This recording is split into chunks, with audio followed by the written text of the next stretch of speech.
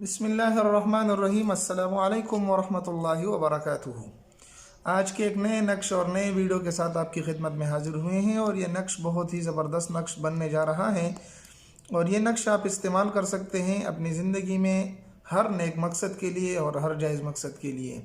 तो नकूश तो ज़्यादा होते हैं लेकिन हम करने वाले नहीं बनते और बनाने वाले नहीं बनते। तो मैं आज आपको ये दरख्वास्त करूँगा कि आप इसको बावजू हालत में बनाएं और अल्लाह की तरफ रुजू करके बनाएं कि अल्लाह ये मैं एक वास्ता और एक ज़रिए के तौर पर आपसे दरख्वास्त और दुआ करता हूँ, या अल्लाह मुझे मेरा काम अपने मुबारक नामों की बरकत से बना दे।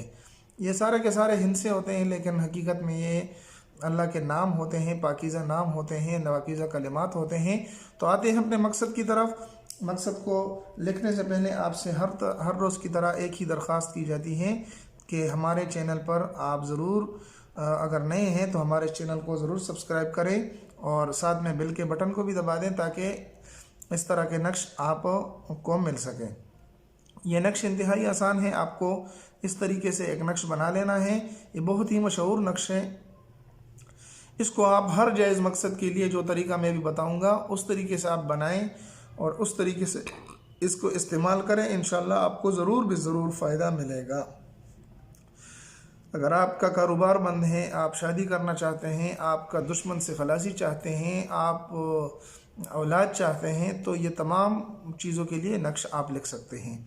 लेकिन करना किस तरह है, आपने यहाँ पर 786 लिख लेना है, 786, और इसके बाद इसके एक कोने पर आपने हाँ लिख लेनी है इस तरह की, दूसरे कोने पर भी आपने हाँ लिख लेनी है और साथ में यहाँ दरमियान में असर लिख लेना है, आयन साद और रा, ठीक है।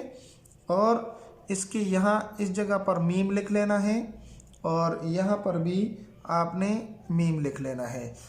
इसके लिखने के बाद आपने आखिर में इसके बाकी बचे दो कोने, इन दो कोनों में से एक कोने पर भी आपने रा लिख लेना है और दूसरे कोने पर आपने रा लिख लेना है, ठीक है।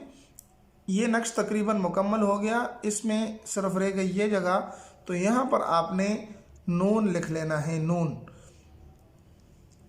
मैं लिख देता हूँ नून। ये नक्श मुकम्मल हो गया। इस नक्श को इस तरीके से लिखें जिस तरीके से मैंने आपको बताया, इसी तरीके से आप लिखें।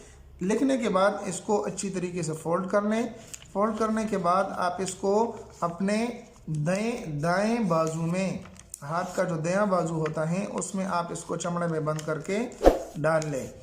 इसके बाद आपको एक छोटा सा अमल ये करना है कि हर फजर नमाज के बाद, जो आप फजर की नमाज पढ़ लें, तो फजर की नमाज के बाद आपने क्या करना है, आपने करना ये है कि 40 बार ला हौला वला कुव्वता इल्ला बिल्लाहिल अलिय्यिल अज़ीम आपने पढ़ना है।